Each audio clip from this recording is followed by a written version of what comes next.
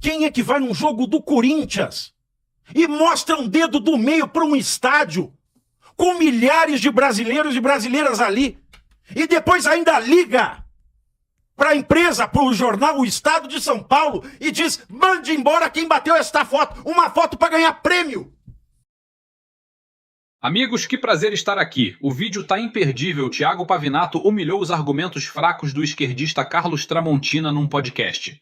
Tramontina passou vergonha ao tocar em temas que não estudou. Pavinato, formado e preparado, trucidou os esquerdistas com um verbo popular, fácil de entender.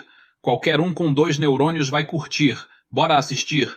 Sabe que tem alguns momentos que eu fico surpreso em ver Você é um crítico feroz do STF. Né? Sou, claro. Não, eu sou um cara entusiasta do STF, eu sou crítico dos sequestradores do STF. Tá, e é a sua posição que você vem defendendo e tal. Agora, eu fico um pouco assustado quando eu vejo as críticas ao STF ultrapassarem os limites do respeito à instituição. Porque se a gente for para os Estados Unidos, certo. A Suprema Corte Americana ela é conservadora. Tem acho que um juiz que não é conservador. Todos os outros são identificados como conservadores. A Suprema Corte tem dado algumas sentenças e tem tomado algumas decisões reafirmando decisões do presidente Donald Trump. Né? Algumas delas surpreendem, inclusive aquela relativa ao nascimento de bebês nos Estados Unidos e que muitas vezes o presidente americano tem determinado a saída do pai, da criança e tudo mais. Okay. Na Constituição diz que não pode. Mas a Suprema Corte toma a decisão. Ninguém vai apredejar a Suprema Corte. E aqui, você vê algum juiz da Suprema Corte Americana indo para o Caribe todo final de semana, indo para Mykonos, andando com um avião da Força Aérea dos Estados Unidos? Você vê algum juiz saindo na capa da The New Yorker, mostrando a sua linda capa e fazendo poses sexys? Você não vê um juiz da Suprema Corte Americana descendo para a briga de bar? Ah, mas teve esse ano denúncia contra o juiz que levou dinheiro de empresa. Tem 2 juízes que foram muito criticados. Não, porque viajaram. Mas ninguém foi preso por criticar o juiz. Mas não. Foi? O que eu estou dizendo é o seguinte: é que aqui, nos Estados Unidos, também houve denúncia contra juízes que aceitaram jatinhos, viagens e tudo mais. Quem está denunciado está preso? Quem denunciou está preso? Eu não acompanhei isso. Então, mas há uma outra atitude em relação à instituição.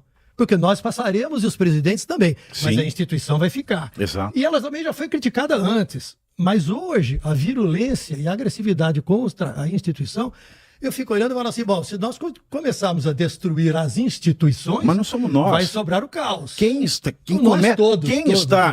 atacando a instituição STF são os 11 que lá sentam, à exceção de 1, 2, se eu tiver boa vontade. Por quê? A Constituição e as leis brasileiras, elas são claras em alguns pontos. É proibido um juiz dar entrevista. É proibido que um juiz e um ministro do Supremo um juiz. É proibido, expressamente proibido, que ele fale de casos que estão sob seu julgamento ou que ele pode vir a julgar. Para ficar em 3 casos, o Alexandre de Moraes deu uma entrevista longa para as organizações Globo, em que ele prejulgou quase 2.000 brasileiros. Prejulgou. Ninguém pôs um revólver na cabeça careca dele e falou: Alexandre, você vai dar uma entrevista. Não, ele foi porque quis. Ninguém obrigou, pôs um revólver na cabeça dele e falou: você vai fazer fotos sensuais para New Yorker. Como ninguém foi com um revólver na cabeça dele e falar: você vai falar para o The Wall Street Journal. Como ele fez anteontem. Então ele faz as coisas que a lei proíbe a um ministro.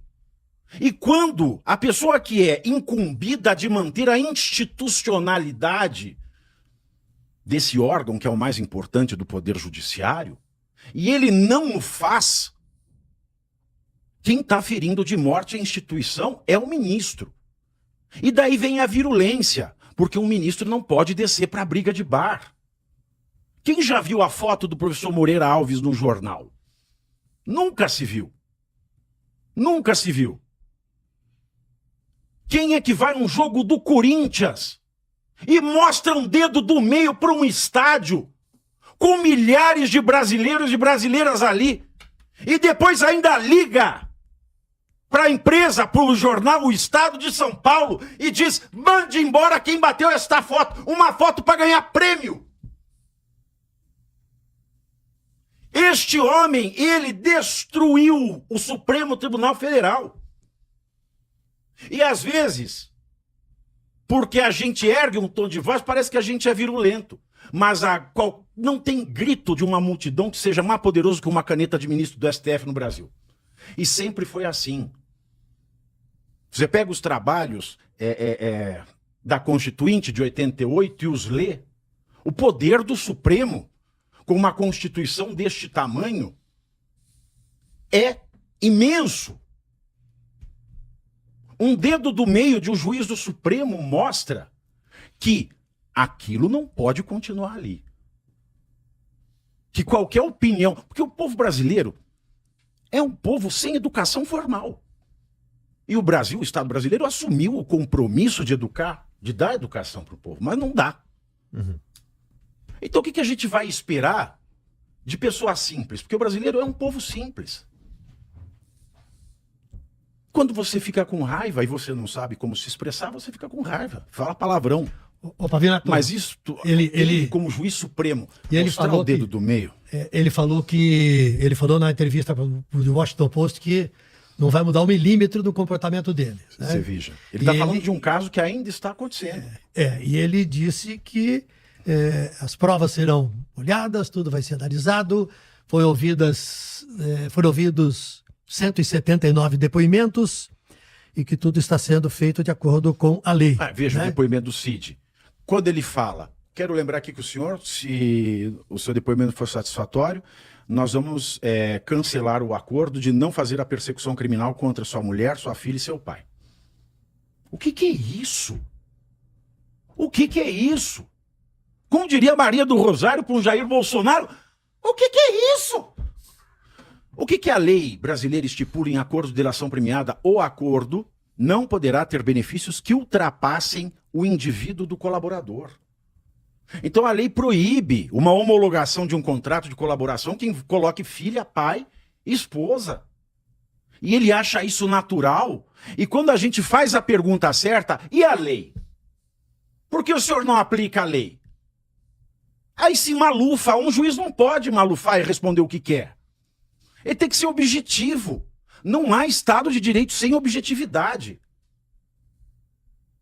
Eu acho que daqui a pouco nós estamos invocando a tonga da mironga do cabuletê para dar decisão e pirueta nesse país. Você acha que ele vai condenar?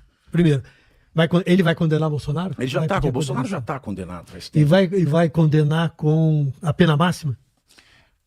Bom, se Porque você tem uma perguntasse coisa- isso para o jurista, ele falava, ele não poderia nem estar processando. Bom, Porque mas aí perdeu ele tá. o prazo, perdeu-se o prazo. Mas ele tá, esse é o fato. E isso é crime de abuso de autoridade. Mas tá, Lei de 2019. isso é fato. E E aí nós vai ter o estamos julgamento. acostumando. Aí vai ter o julgamento. Você acha que ele aplica a pena máxima? Porque se discute muito também. Ele pode fazer tudo. o Ele pode peso- pôr até pena de morte. Do jeito que está o Brasil, ele pode escrever até nesse caso a cadeira elétrica. E tem gente que vai fazer assim, deve. Se discute o peso das penas às pessoas que invadiram a área dos 3 tribunais Sim. e foram condenadas a 14 anos, a 17 anos. Se discute muito o tamanho dessas penas em relação àquilo que foi comprovado ou não. Foi comprovado no mínimo que as pessoas estavam lá. Mas tem outras coisas lá que foram incluídas nas investigações, no inquérito e no julgamento. Você acha que em algum momento vai se voltar a discutir a pena destas pessoas? Não tem como. Juridicamente não tem como. Porque é tudo nulo. É tudo nulo, não tem validade jurídica nenhuma. Eu fiz uma pesquisa de jurisprudência nos estados. Sabe quantos % de traficantes que são presos traficando com fuzil na mão? Sabe quantos % é de 17 ou mais anos de reclusão?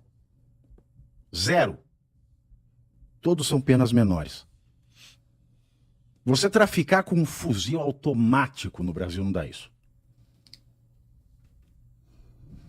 Aí, use o critério de proporcionalidade que quiser, mas é tudo um absurdo.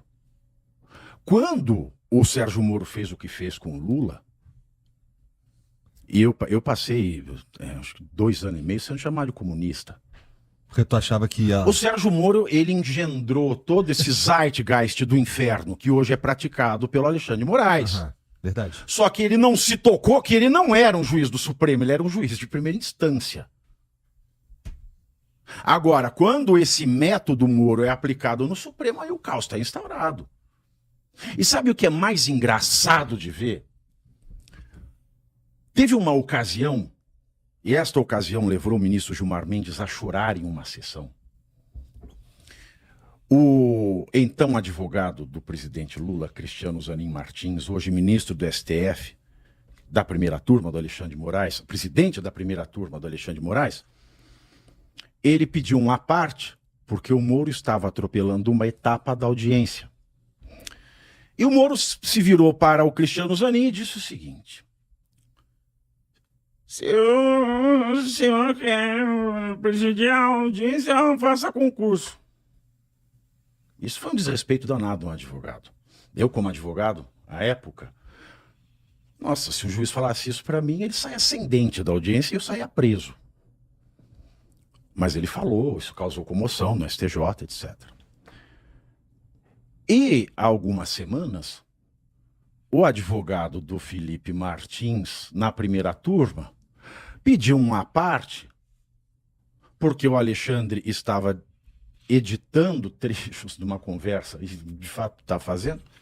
Sabe o que o Alexandre disse para o advogado Felipe Martins? O quê? Se o senhor quiser mandar na audiência, o senhor preste concurso. Mesma coisa. E o que o Cristiano Zanin fez? Não vi, não sei. Exato. Ninguém falou nada. Exato.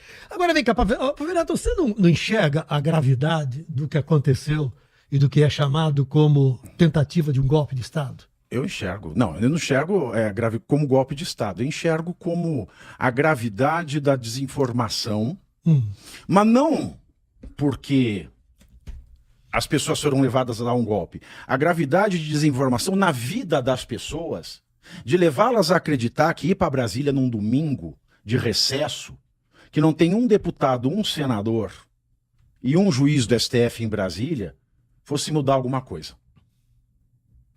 Isso me preocupa quanto à ignorância. Agora, vamos fazer hipóteses. Vamos imaginar que todos que estavam ali eram realmente pessoas perigosíssimas que foram dar um golpe de Estado. Vamos trabalhar com essa hipótese.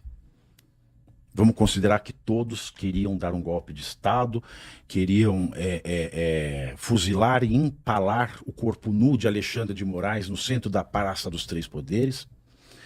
E todos estavam comungando e compartilharam ali tarefas, né? Um vai fazer uma coisa, outro, porque estava tudo organizado.